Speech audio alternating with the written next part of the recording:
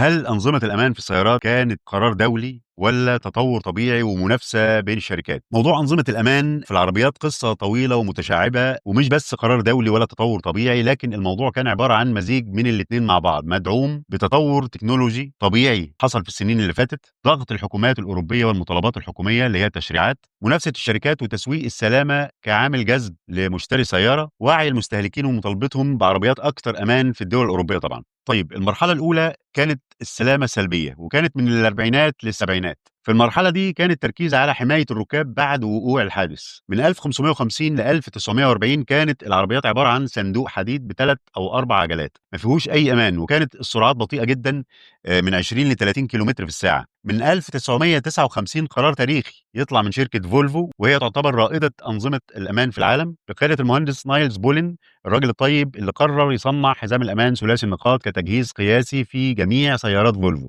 وده كان أهم قرار أخلاقي في تاريخ صناعة السيارات في العالم.